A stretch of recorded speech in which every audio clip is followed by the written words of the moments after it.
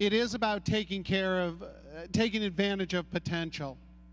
And as I look around the room, and I'm the father of two, my wife and I have two children, and our greatest wish for our children, as your parents' greatest wish for you, I'm sure, is for you to be happy. But at the same time, they have another wish, that you'll be happy somewhere other than in their spare bedroom. That you will be employable, that you, unless you want to stay in their spare bedroom, that's okay. You know, you're going to work that out with them. But the next story that we're about to hear is from a student, Chris Jones, who is a junior at Oak Hill High School. And we met Chris. We were at Oak Hill Middle School to work with students on a technology day. And Chris came into the room, and to be completely candid, when he came in, I assumed he was either a student teacher. He spoke with a level of maturity that when I found he was a high school junior, I was surprised. I was even more surprised when Chris began to tell me the story of how he has taken advantage of the MLTI to become a programmer. A programmer who not only enjoys working with code at home, but works collaboratively with people on a national level. So our next story is that of somebody who is a coder. He's a programmer. I'd like to introduce and ask to come to the front as he makes sure the remote is working. I see a thumbs up. Let's give a thumbs up to Chris Jones.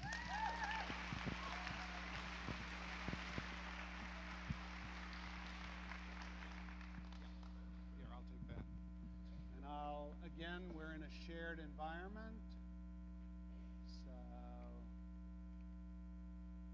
going to pop it. All right, am I on? You're going to be. Am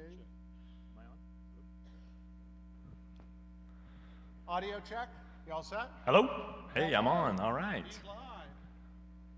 All right, and I think, look at that. I can control it. All right, so as you know, my name is Chris Jones, and if I get to the slide, I'd introduce myself as, yeah, hi, I'm Chris. But I'm also called a programmer. I consider myself to be a programmer, but I also consider myself to be a lot more than just that. I have many different titles. I'm a student, I'm a teacher, I'm a friend, a learner, but most of all, I'm just like you. We all go to high school or middle school. We all got MLTI laptops. We all have access to some of the greatest technology that you can ever imagine. And when I first started out in middle school, I had the iBook G4. A little older than what you guys have now, but it was something completely new to me. It's really the first time that I had ever been introduced to Apple. Before that, I'll admit it, I was one of these guys, all right? I liked Windows. Don't get Apple in front of me because I had no idea how to use it. It was something completely new, and frankly, I didn't want to learn it. But having this machine and exploring and learning with it, I soon learned. And then I got rid of all of my troubles. So Apple really brought me to learning computers. It was a great experience. So after learning the iBook in the middle school, I started using it and using it more and more. And as you can see here on my timeline, one of the first things I started doing was just simply exploring the laptop. I learned everything. I wasn't afraid to touch a button. Every program you see on those laptops I have used, only because I was curious. And I started teaching everything I knew to folks throughout the school. And as time went on, I started learning a program called SketchUp. I don't know if any of you have used SketchUp. In 7th grade, I had learned it enough where I taught 8th grade classes on how to use it. I was teaching teachers how to use it. And I soon began to move into other things like web design. See, my whole time I'd been working on computers, but there was something else in the cloud. There was more coding, more websites, and I began learning how to create websites. So, moving into 8th grade, I believe we're moving into 8th grade, are we? I seem to have froze. There we go, 8th grade. Sorry. During 8th grade, I started working with Apple's iLife suite. I moved into iDVD and did highlight reels for basketball games and other sports events. Again, I was exploring all the different branches of this laptop that I had been provided.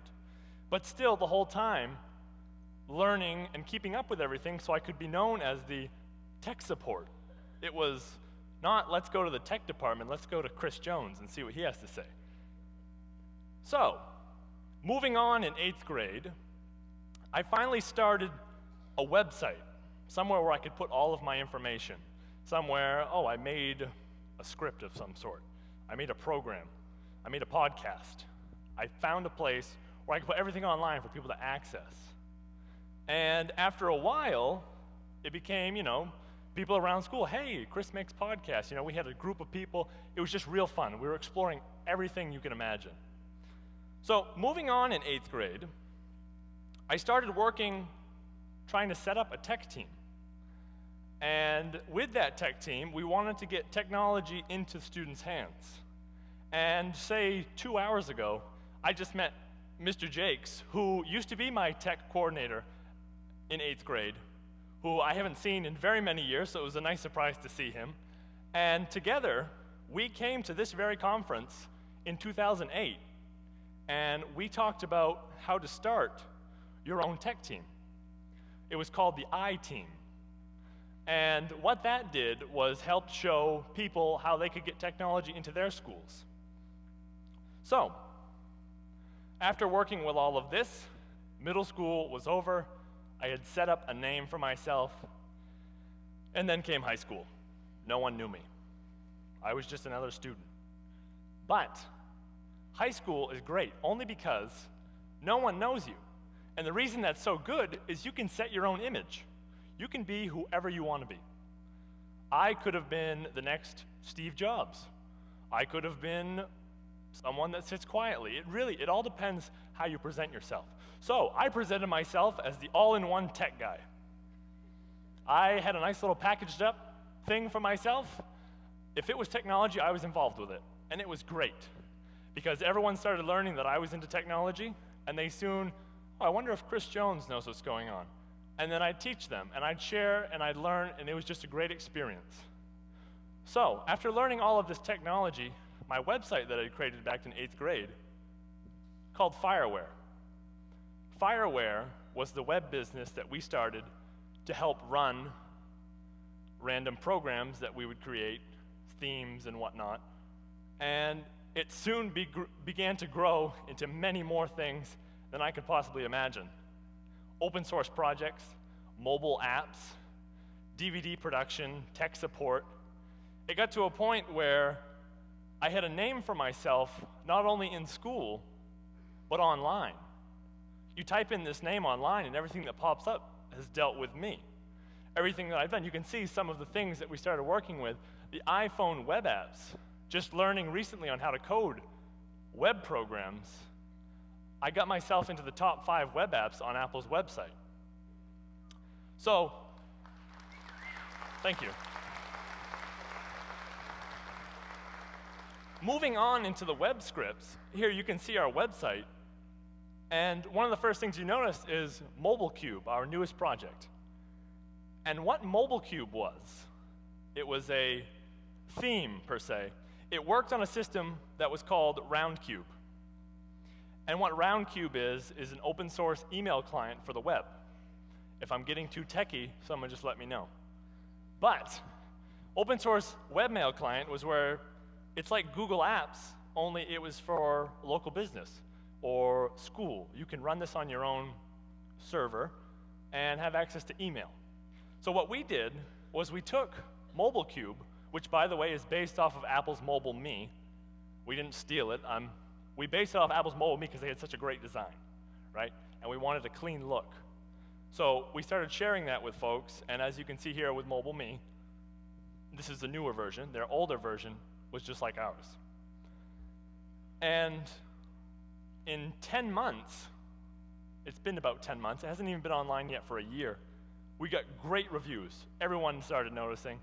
And one of the people or groups that noticed this project was, yes, Apple. Apple noticed this, and I thought it was great. I had received an email from Apple late last July, and at first I thought it was a promotional email. You know, one of those you get that says, you know, here's the new iPad for Valentine's Day, or why don't you get something for Father's Day? But this one was different. I opened it up, and it was addressed straight to me. And here's the thing that caught my attention. The quote said, "Would you be willing to license MobileCube to Apple under a non-GPL license?" And that was by Eric Zelenka, Worldwide Product Marketing Director at Apple. What that meant for me was that some of the work that I have done, Apple had noticed and appreciated. And they wanted to use that to help better it for the open source community, which was great. Not only have I got my name out in the school or on Google, companies like Apple were now noticing it, and it was phenomenal. So over these past 10 years, 10 years, not that long, 10 months, over the past 10 months, MobileCube has now been downloaded 23,000 times. That's how many people around the world have been using MobileCube. And it's great, because it just opens up so many opportunities for someone like me. It's not people just in the United States. People from Egypt I have worked with, people from Germany, people from Brazil. I just had a developer join my development team last week. He's from England. All over the world we're joining together. So after they recognized MobileCube, a group starting up a new webmail client called Crystal Mail informed me that they were going to use this MobileCube as their default layout. So their program, every time someone used their program, they would see my work. And I later talked to them and worked out a deal where I am now on the development team called Studio 182, who is in charge of working with Crystal Mail. Crystal Mail is based off of RoundCube, for those that I mentioned earlier, the web-based email client. But the cool thing about it is it's even better. Of course, our own product is better, right? It's 100% open source, it's 100% free, it's all coded by developers like me all over the country and around the world. There's 6 of us. A gentleman lives in Illinois, another one in New Jersey, a person from India and England, as well as 2 others. And together, we've helped create this software. So, from 7th grade until now, I have reached out from becoming a person who wasn't even interested in computers to someone who knows how to program and work with people all over the world. Now, I want to give you 5 tips, because I had no idea what I was doing. No one told me, Chris, you should do this, and then you'll work with people around the world, okay? So it'll just work out. I didn't have any guidance, but I did learn a few things that I'd like to share. I have some tips I'd like to share. The first one, set your own boundaries. It is only you who will decide how much you want to do. Don't let someone else say, well, you can go to here and then you can't go any further. No. You do what you feel you can do and set your own boundary on getting there. It's your goal, it's your dream. My second tip, search, discover, and repeat. Everything that I have learned on computers, I taught myself. I found it online, I read the latest news, I was curious about things. I can't tell you how many times I started working on one project, and by the time I was done, I had gone through 10 other projects. Because one thing led to another, and it's just this huge web of knowledge. The internet is greater than just Facebook. There is more out there than just Facebook.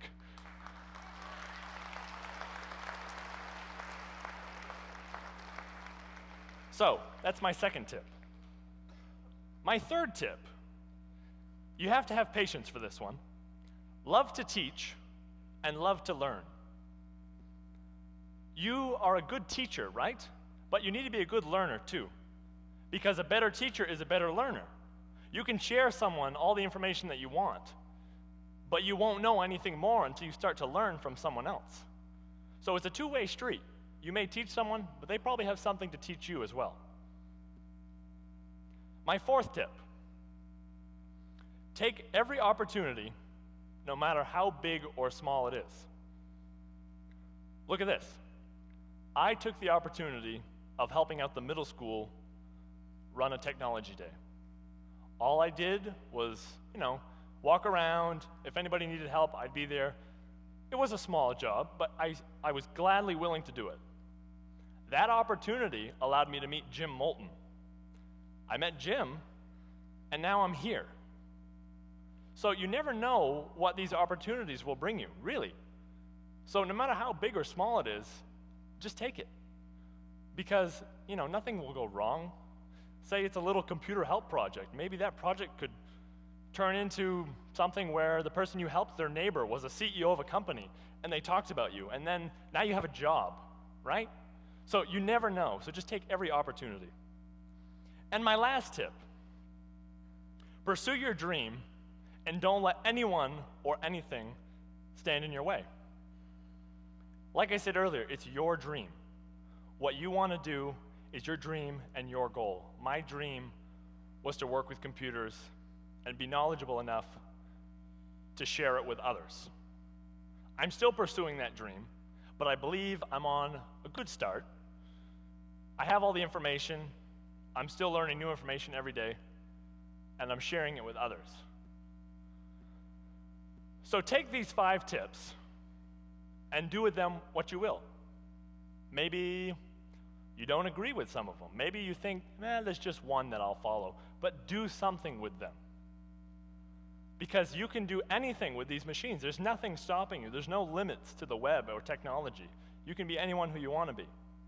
And that brings me to, if, for some reason, you have a great idea, a dream, something you want to share, get out on the web, talk with people. I love learning about new things. And as you can see, I have some information up there. I'm on Twitter. I'm on Facebook. I have a website, mrchrisjones.com. I love learning about new things. If you have something you want to share, I'm definitely willing to listen. That brings me to my closing. Apple and MLTI and you equals endless opportunities. You've been given a great device. No other state in the country has done this, as far as I know. No other place in the world, as far as I know, has a group such large as this, provided by such a great program. You've been given this device. You are in a head start. You already have an advantage over everyone else. And you have a bunch of opportunities. And it's your job to pursue those opportunities. Thank you.